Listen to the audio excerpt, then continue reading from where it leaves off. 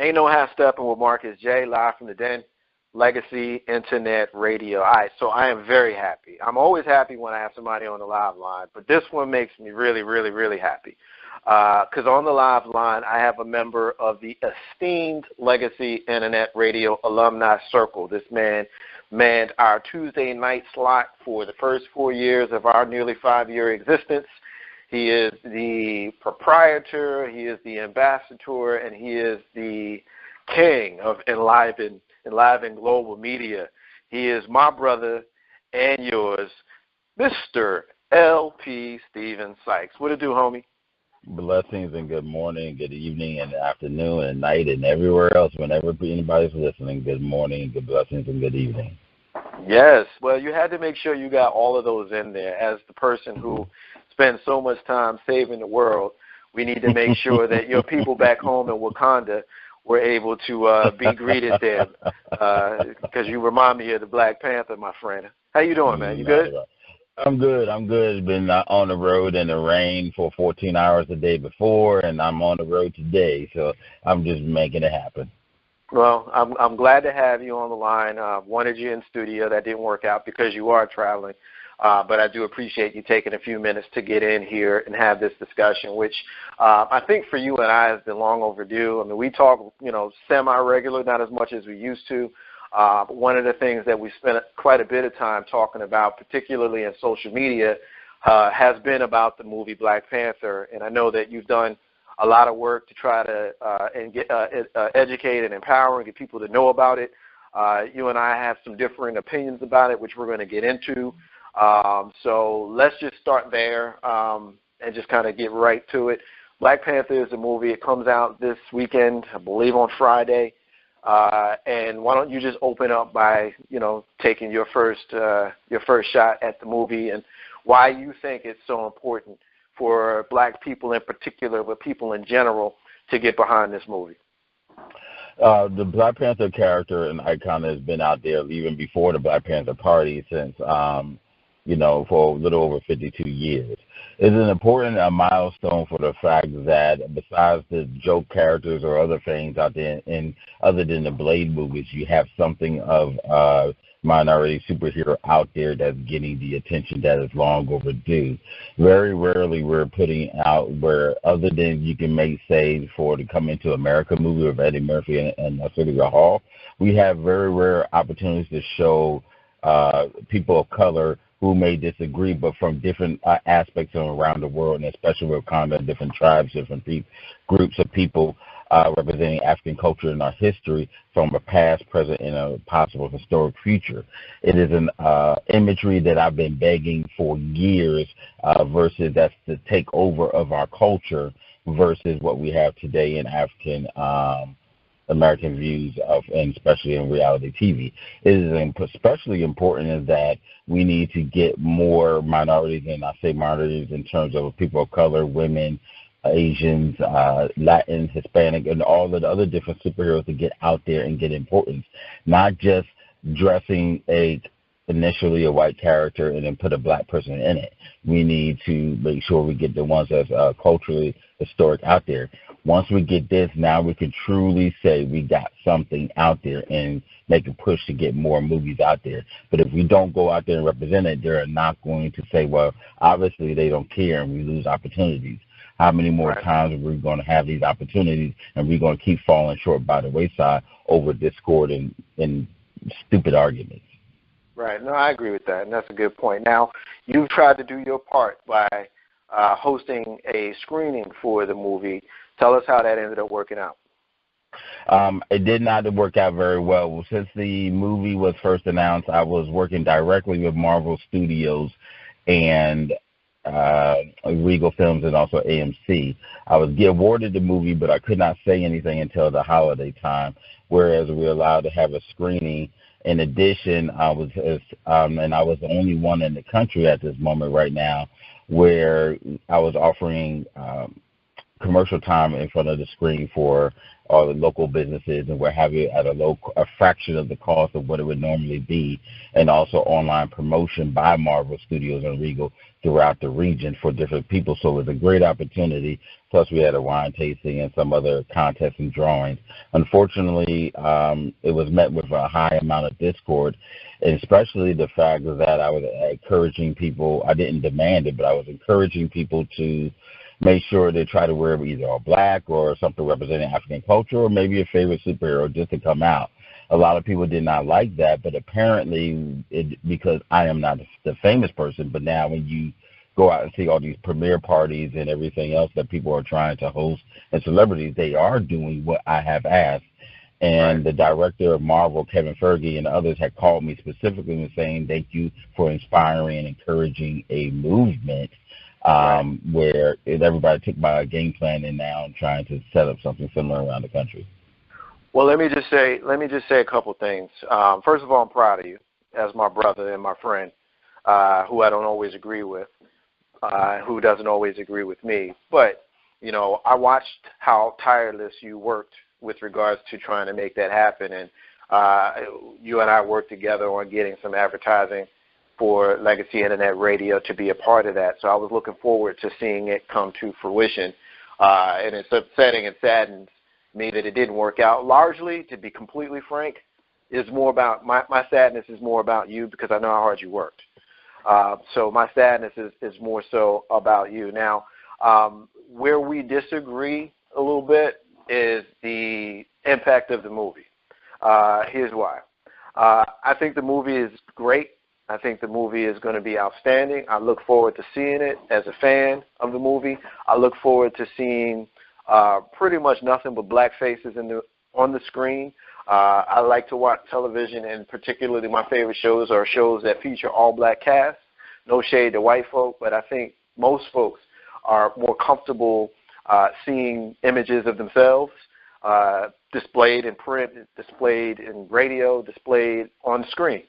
I think that it's important that young folks see positive images of their own so that they know what they can aspire to be. Having said all of that, my frustration came when some folks seem to think that a movie about a comic book character, because that's what it is, it's a comic book character, a movie about a comic book character is in a position to change the world. People are talking about going to the movies, you know, in their Coming to America outfits and all of that kind of stuff. And my thing is slow down just a little bit. Go into the movie theater, enjoy the movie, enjoy the empowerment for what it is. Because at the end of the day, you know, while we see all those black faces on that screen, the people behind those black faces are not black faces. Marvel's not owned by black people. Disney's not owned by black people. Regal Theaters and USA or UIA or whoever that other one is. I'm sorry, I can't remember the other name. United Artists. United Artists. There you go. Thank you.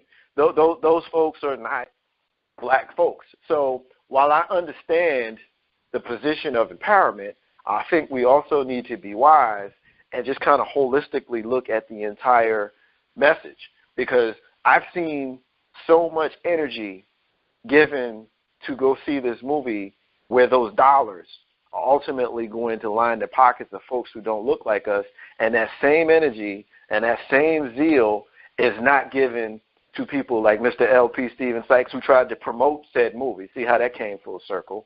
People like Marcus J. and the folks at Legacy Internet Radio, people like our brother Tech at 101 The Fam here locally, and all over. So my whole deal has always been take some of that energy and balance it. To that you say what? I say that it is, I get where it's going, but it's looking at the low-hanging fruit of it all. And I'll say that to the fact that, yes, we need to put in, and I've always been saying we need to put the same amount of energy to other things. I've been the big one proponent for black theater, which has fallen by the wayside. If you remember a couple of years back when the Wiz was out, and I was asking people we need to get behind it, but we didn't. And now Grease and Hairspray made all this money. Transitioning down to this, yes, it's the studios, but it doesn't have to, just because it's owned by white faces, that does not mean it's wrong. That does not mean it's inauthentic. I think when we throw out the word authenticity and meaning, we have to be careful about the word and start not using it as a big paintbrush to wipe over. I am not a Chinese American. That does not mean if I started a group getting funds for those who are transitioning here, am I less authentic? Do I not have any positive moment just because I'm not a Chinese American? I can understand, I can empathize, I can somewhat relate because being an African American male here. But I am not a Chinese American, so I can't say I can fully relate, no more to certain when I'm a big pusher for women. If I tell you I'm going to pray for you and I'm going to start something to help raise money for a church and a program, if I'm not a minister or a pastor, does that make my words inauthentic? The NAACP was not started by black people. So if my thing is we have to get off the fact that look at the authenticity of this, because keep in mind if this was let me finish this last point. If this was that much of important and we're so worried about authenticity, then we should have put up the money years ago to get it done when there were others doing it. Let me give you one more quick example to go along with that. The King Memorial or the new African American Museum. We want to say is not done by black people and this, that, and that, and not telling the story, but we didn't put up the money. Unfortunately, oddly enough, the second George Bush put up the money to get that museum going. The one good thing I did. Right. So now, so he put up the money, but then we're all complaining, but if we really that important, we will put up the money. So at least and if we don't go out and support it, then they say, well, black issues, comic books, or anything black is not going to make money. So we have to show that it can make money and we have an interest, and thus we can get more black studios and things out there and then support it. Okay. I mean, and that's fair. I'll give you that. But I'm going to tell you, here's where I'm going to take you to task, because you said that we have to be careful about the things that we say. I'm going to take you to task when you say things like you disagree or you come from a different perspective that you suffer from mental slavery. You suggested that to me, directly at me, as well as directed that at others, because we disagree. Now, that's a very, very controversial thing to say to a person, especially when you've seen the work. It's not like his talk. You've seen the work. So talk to me about how dare you tell someone that they suffer from mental slavery because they view something as big or small, depending on your opinion, as how this movie is being relayed. They disagree with you. I don't think they disagree, or me, disagree with the problem. It's the solution. How do you justify telling somebody that they suffer from mental slavery? Because that's insulting. I'll be honest with you. That's insulting. Okay. Well, I'll be honest. The reason why I say that on this particular issue, it is a mental slavery issue because it's a level of assimilation that we have. My biggest thing is assimilation. I have no problem with integration. I've had problems with assimilation where forgetting your own. Now, and forgetting that something has to be totally something to be meaningful. Now, in this situation, I say is a level of condition and mental slavery because we think, and by your own words, that because it's not done by a black studio, that this movie cannot be transition time, and that is wrong. And I'll give you an example. We look at the time or life or other things that have captured great moments in black history, okay? Now, they were done by heads of organizations, not by white people at all, but they still recognize that it made it a point of transition history. I'm not saying everybody black is our friend and everybody white is our enemy, but I say that as a mental slavery because we think that the only way it can be done is by black people. When I look at the friend, also Tracy Hardy Scott, we had a conversation and she made a post about when is black enough. We think that if you're only this a certain way, that you're not a black enough person. Or I'm glad you brought that up. Let's go back and forth a little bit instead of both of us kind of giving long dissertation. Let's go back and forth a little bit for a second. I'm glad you brought that up because I was thinking about you as I was talking to her, because I could argue that you suffer from mental slavery. And here's why. You think that you're the only one that can be right. No. You think that when there's a debate, because that's what it is, a debate, that if a person doesn't agree with you in the way that you lay it out, that they don't get it. Maybe it's you that don't get it. When you think of that post that our sister Tracy put out there, when is black enough? That's an outstanding question, because there's a lot of monolithic thought process that is taking over our community. And every single person is not going to be tasked with thinking the same way. If I don't think like Mr. LP, then I'm wrong and I don't get it. Maybe I just disagree with him. Does that mean that I'm immediately the one that's wrong? Or does that mean that maybe in some cases Mr. LP is the one that doesn't get it? Right. Now, I get where you're saying on that. My issue is that when it's something that's egregious is when I say that is that aspect. Who's the arbiter? But who's the arbiter of what is egregious and what is it not? Like, are you the one that decides that? That's the whole point of what I'm saying to you. But now let's look at it from a standpoint of slavery. There are some people that says there's nothing wrong with it, and they still think we should bring it back. Now, I don't know anybody. I don't know anybody in our community that thinks that way. And you'd be surprised. Or they think that there was nothing wrong. Okay, if you don't want to use slavery, we can use whatever other situation that's in general. But there are people who still think that. There are people who deny that the Holocaust happened, but we know that it did, and it's egregious. There are people who think that there was nothing wrong because, there's people because they think that, we brought us out of a better condition from Africa, so slavery was better. All these different things that came about, and they think that it's okay. That's egregious.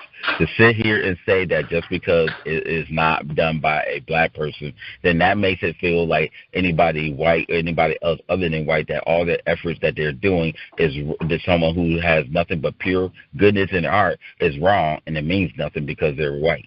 That's not that's unfair. You think that you think that's egregious. I don't think that's egregious. So I'm wrong. I think that is there any fact based in what's egregious and what's not egregious, or is that an opinion? No, that one is egregious. Let me ask what's you. The fact? Ask you, what's the fact base? What's the fact base? And who determines it being egregious? Because the point that I made to you, and I don't normally do this. This is something that you normally do. You normally like to point to all the people that agree with you, and that's how you make your points. That's what you do. I don't normally do this, but for the purposes of this discussion, what I will tell you is the point that I made about the financial backing of this movie, and the comment that I made was a copy and paste from the comment that I made on another post that at least 10 people liked the comment because they agreed with me. So all of them, including me, we all got mental slavery, and we don't get it, and we don't understand that it's egregious, and you're right. Is that what you're telling me? In this situation, it is so a violation. It's such an egregious thing. Yes. Let me ask you. What's the fact base, though? You've not answered the question because we're still dealing with an opinion here. There's no fact there. Egregious? What's egregious? I don't think it is. You think it is. So how am I wrong? Where's the fact base? Okay, because you're saying from a fact base that if it's not done by a black group or run by by a black company, even though the writers and the director is black and everything. First of all, I never said that. What I said was the excitement that we're all seeing needs to be tempered because the financial the rewards will not be coming to us. That's what I said. So let's make sure that we are clear on what my position is before you break it down. Okay, that is your position, but you know good and well that there's a lot of other people who feel of that position. The video that was posted was that they did not state anything about the financial position. Their whole thing is about the fact that it's not genuine. If you pick up, let me break it down from a different level. If you see a white kid that fall down, slipped on a rock and fell down, you pick the kid back up, wipe the blood off him and say, I hope you feel better and go on. Are you inauthentic because does it mean that you actually care about a kid because you weren't a white person that did it? If someone helps me, so then why does it matter? So then why does it matter going out to the community and things like that, and then you weren't living in that town. You happened to be out of town. So, but you were helping that kid who was from another city or town. Does it make it any less? Of course not. I'm not sure I understand the point of that, but it's just the way I'll address that is, if you see a kid that's hurt, don't matter what color the kid is, you pick the kid up, you clean the kid up, make sure the kid is whole. That's got nothing to do with black folk walking around thinking that a movie is going to change their life. You know what I'm saying? It's going to change your life. Especially when the energy and zeal I've seen for said movie is not the same energy and zeal that I feel we should get for those of us who are in the street, who are in the community, who are on the radio, doing grassroots efforts to build each other up. That's always been my point. Now, I think you've twisted my point for it to fit the narrative of people that you want to attack, but I'm not one of those people. We need to make that perfectly clear. Okay, so your issue is regarding the fact that we need to put the same energy in the community. I've never denied that. That's always been my position, which is the reason why I've always found it odd since we've been having this debate, not just in this conversation, but as we've had it in the last few days and weeks, how strong you've come against me. I always challenge you. And here's another way that I challenge you, and I'm going to let you make your point, but here's another way I challenged you when you said that we should go out and buy Time Magazine, buy 5 of them. Mm-hmm. I simply asked you why. That's all I asked you was why. And you went in. That's all I asked was why. Okay, but that would the implications of that is you being the person who you are should know better. I should know better. I simply asked you the question because, again, you go and buy 5 Time magazines. Okay, so once you buy the 5 Time magazines, what is the benefit? I'm asking simply because in my mind, Time just got paid 4 more times than they normally would. What's going to be the benefit of those other 4? Okay, I'll tell you this: why for the people? For the people. Then, okay, cool. All right, now here's my answer. When Ali, Michael Jackson, Whitney, and Prince, Spider-Man, Superman, Batman were all-time great sellers and things like that, and in representation. When you saw Ali with the cover in front of Life magazine and everybody went out and bought it. Or when Obama won the office in his first ebony cover that sold out one of the top, if not the top, cover in history. Why did people buy it? Because it was representation. Because it's the same issue when that came from that Time magazine, representation.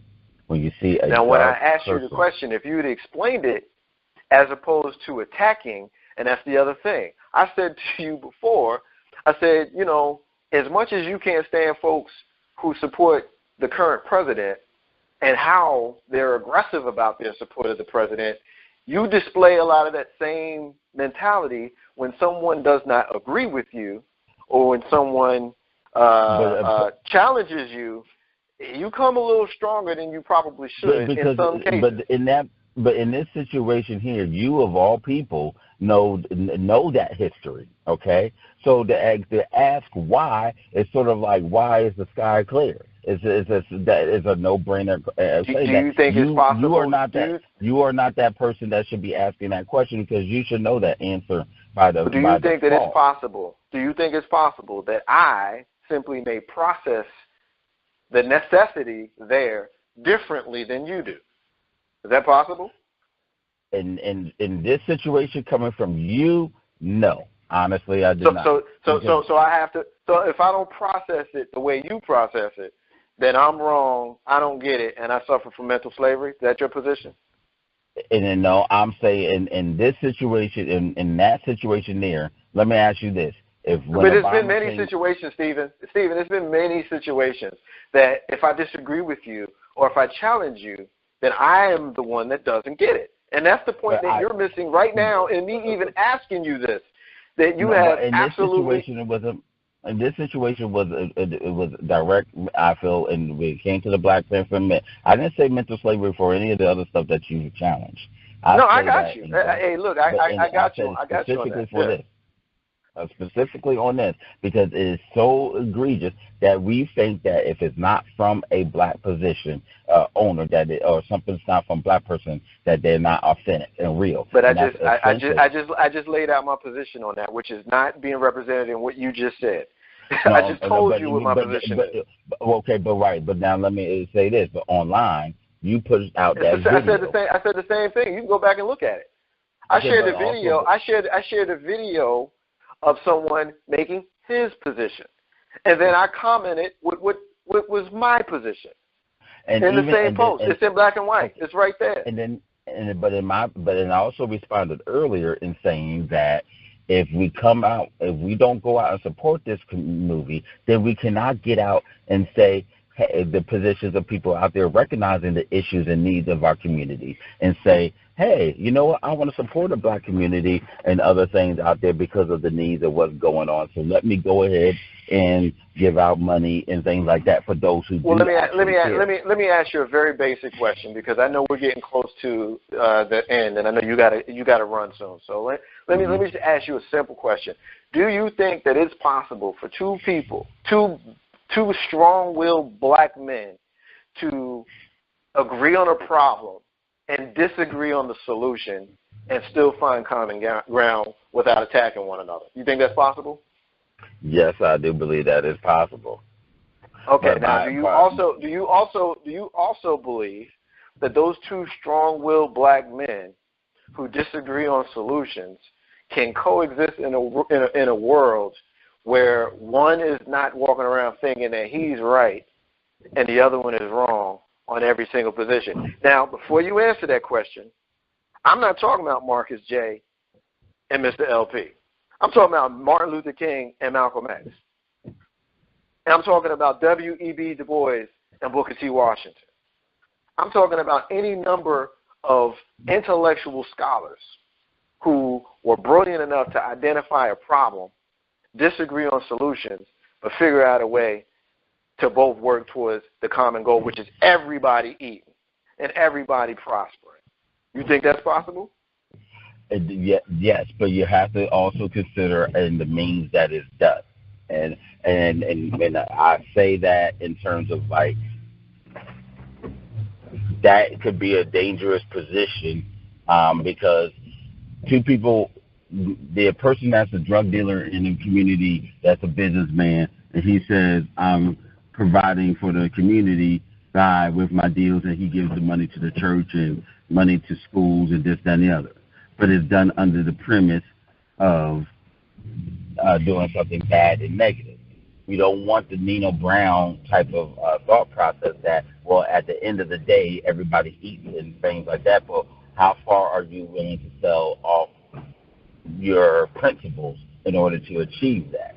Now, if your principles don't align, I can offer all what I want, but if it mismatches your principles, you cannot go away from that at the end of the day.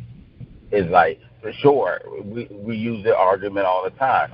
Sure, quote-unquote, Jay-Z is trying to do all these different things, but he made his money and his fame of doing bad things. And he does not have walked away from those bad things. We talk about how many of these young girls are popular, getting active, and getting out and about because of what they see in Nicki and Cardi B. But look at what the image is portraying, and now that is popular versus an image of quality and self-worth for a woman. You get no argument from that. No. Yeah. So that's where my point is that you have to be careful on. To your point, yes, but you have to be careful of where your principles lie. Well, I got you on that, and I'm gonna make this last point. I'm gonna ask you one question. I'm gonna let you get out of here. As far as laying someone's path on them based on their future, I think is a very, very tricky thing to do.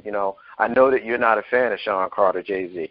But Sean Carter, Jay-Z, is one of the most powerful people in America right now, and he's taken a lot of time and energy and money, putting it where his mouth is, working to empower folks. Maybe you may not be familiar with the work that he's done, and that's fine. I understand that.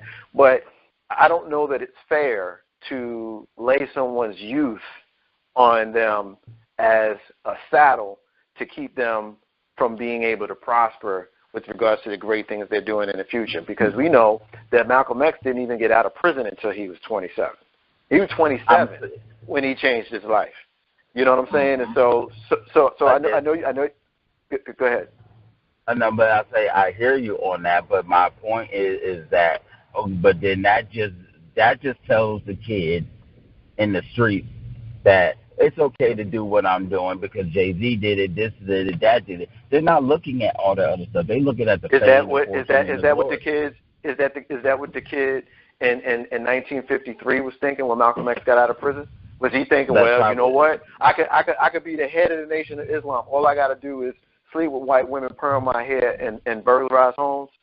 Now, and me too. I get to be the head of the Nation of Islam and one of the most prominent black voices in the history of America. You know what I'm saying?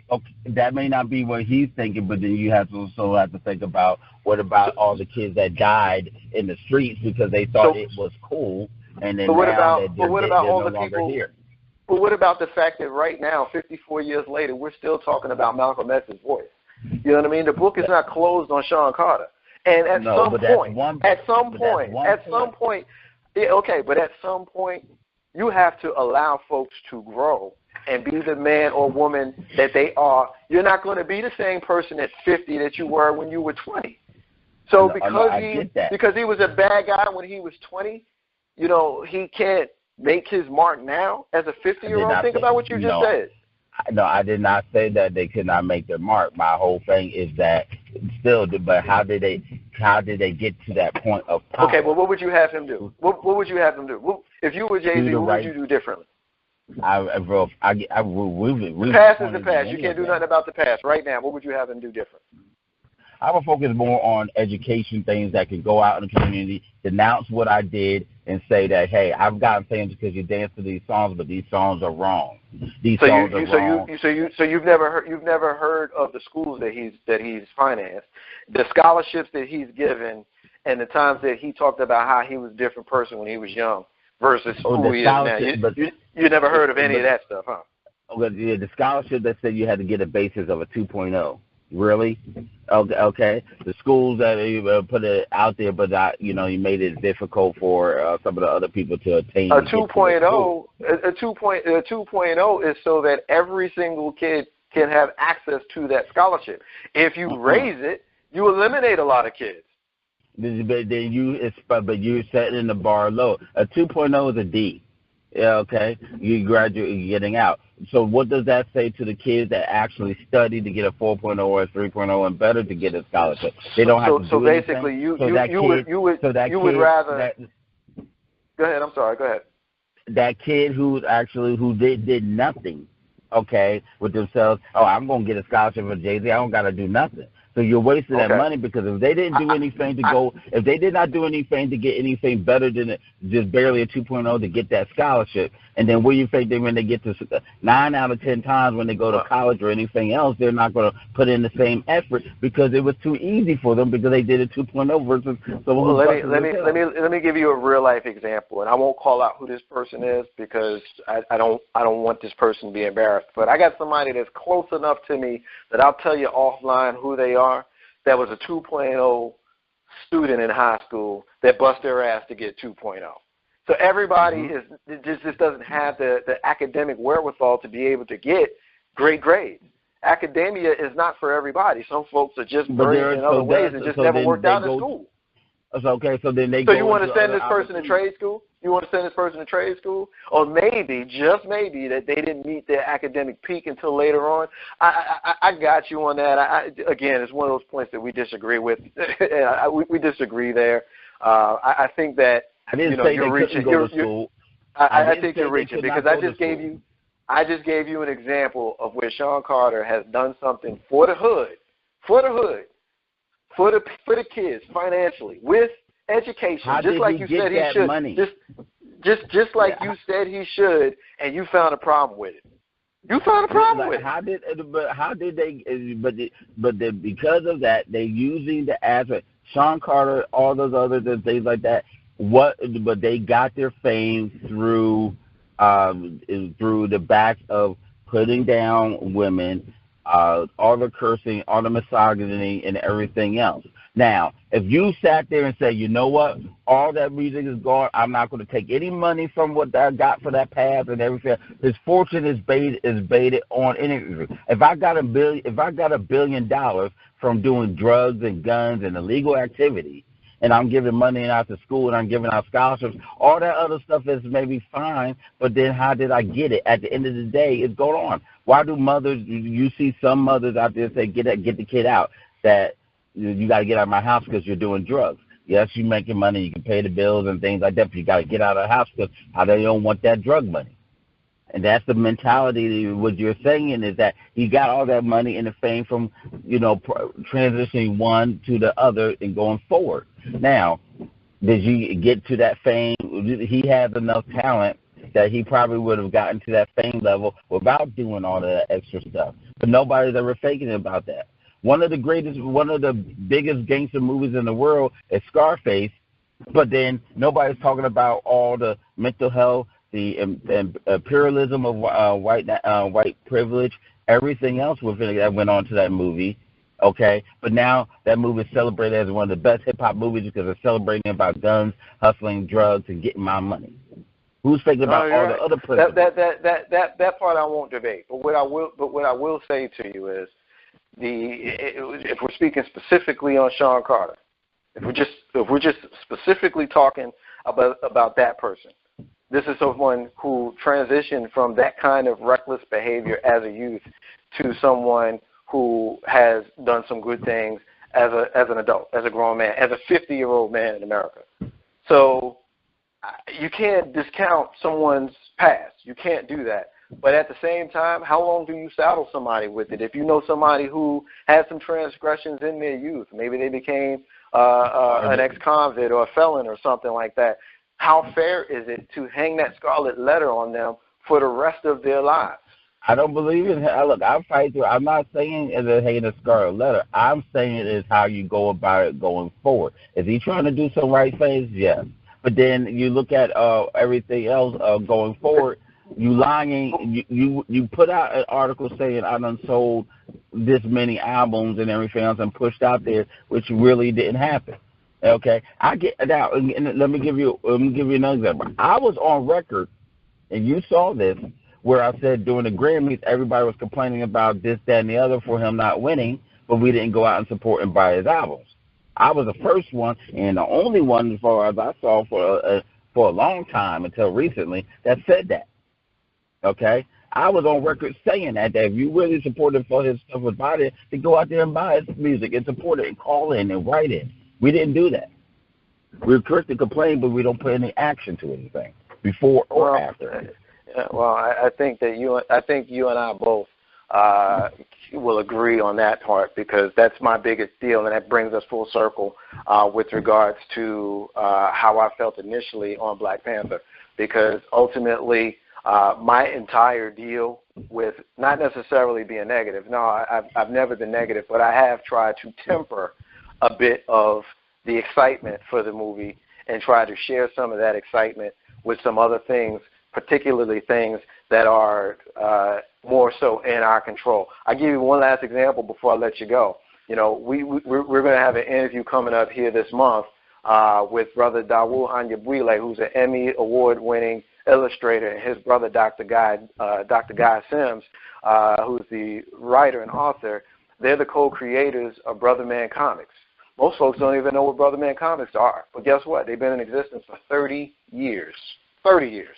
They've been in existence for 30 years. A black comic, you know, complete with their own universe, own characters. If you think of Grand Theft Auto, and you think of how it was laid out, Grand Theft Auto arguably got their entire layout for how they created a universe, not with all the drama and the killing and the raping and all that kind of stuff that you see in video games. I'm talking solely the layout of how they created an entire parallel universe that you saw in this black-owned comic book, but you don't have a lot of folks that are running around behind it. You know what I'm saying? No, I agree. So I agree. I'm familiar with it. I agree. There's also Image, and there was a DW, and there was a Valiant Comics, all those other ones and things like that before some of them got brought out by DC. So I understand. Static came from another run from well, here. See, that's so the whole. But see, that's the whole point. That's the whole point that I'm making about Brother Man, though. It's not bought out by DC and bought out by Marvel. It's black owned when it was created in 1989. And it's black owned right now in 2018, nearly 30 years later.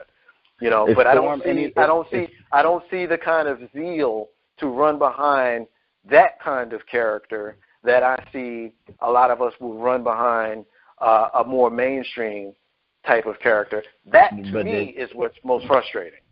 And that was my entire point with regards to Black Panther. But that's on us. That is on. But you know what? That is on us. I agree. Because now you're agreeing with me. But now you're agreeing with me. But now with Black Panther, the thing is, in order to get when there's a course of history, with those opportunities in history, that when there's an opportunity to shine, okay, it doesn't matter if you get a gift if you get your favorite present underneath the Christmas tree. You don't care if it's Santa's white, black, or whoever. You're not going to turn it down. At the end of the day, this is a wonderful opportunity for us to shine. I could give a damn, literally, about who the color. If it's putting us in a positive light and showing us an opportunity to grow, we gotta take it. And that thing. Okay. And there's no malice, there's no drugs, we're not gang banging and everything else, but we're out there. But then now, so by taking it to the task that you're doing it from the direction from the other guy that's doing it, that is a level of assimilation that we are forgetting the fact that we're taking a product that's showing us in a positive light. This movie needs to be put up there, and only because I've seen some of it and most of it, and then I got to do a screening and another event with it. This movie needs to be up there with Coming to America, with Roots, with all those other things. When we sit down and show a history of a thing, we don't have to worry about Blank Man or that one that Will Smith did and everything else, or even Blade. This is a superhero, something positive like an educated black man working for the community, working with the nation, not with different countries, and not giving up on assimilating by giving up on the culture and everything else that we're doing. That's the positive message. And the dark-skinned fact of colorism of dark-skinned women. Yes. You may very well be right. You just took the final word on the segment. You may very well be right. The movie might be held up there with Coming to America and Roots and some of the others that are the pillars of our foundation in black cinema and black media. I hope it is. I've been clear on how excited I am to see the movie, and I hope that it is as great. I've not seen any of it other than the trailers, and I hope it is as great as you say that it will be, as I think that it will be, and as great as those performers in that movie expect that it should be. Have several Marcus J. Go ahead. I had to give a shout out, and not to do the shameless plug, but I had to give a shout out to Marvel Studios, Regal, and AMC, and those who are still trying to still help me and work with me against all these odds. They did not have to do that, and I wanted to put it on record and say thank you. And also, I have to go to an IMAX screening today as well and do a report. So check that out for it later on for the following day. And I would do one that got the guy that you see with the hat and everything else. It may not seem like much. It may seem like a toss of paper to somebody, but they didn't have to do that. And he called me up personally. I thank him for that and apologize for what I had to go through. And I thank him very much for that. You got it. Ain't no half stepping with Marcus J. Live from the Den, Legacy Internet Radio. Before I let you go, Stephen, here's an opportunity. You just did a little bit of it, but plug all your stuff, social media. How can folks find you? How can folks follow you? How can folks support you? What you got? Yes, you can find me on radio besides Stephen Sykes, Mr. LP. You can also find live in global media. We have our YouTube and our Facebook channel, and we do a whole bunch of things and postings and information. You can also find Chavala Studios, where we do our pictures and video production company as well. Shout out to author Tracy Hardy Scott for Restoration of the Queen. We're also looking into some other things later on this year, where we're looking to take our field day and look into bringing it into New York. and also some other great opportunities coming forward. Also, thank you, Ms. Ball, and her other people for helping me out for some of the things that have been going on lately. So I thank you very much. And if you have any questions, comments, concerns, you can give us a call at 804-220-9551 or email us at enliven@gmail.com. And thank you very much, sir. Mr. LP Stephen Sykes, always a pleasure. The spirited debate, as it always is, when you and I get together. I'm still not sure that we've come to a place of agreement, but I certainly think we've done the best that we can to at least understand one another, and that's all we can ask for. Ain't no half step on Marcus J. live from the den, Legacy Internet Radio. Stephen, hold the line for me. We're going to take a break. We come back. We got more of the show. You're listening to the flagship show of Legacy Internet Radio. It's called Ain't No Half Step on Marcus J. Be back in a few. Y'all stay with us.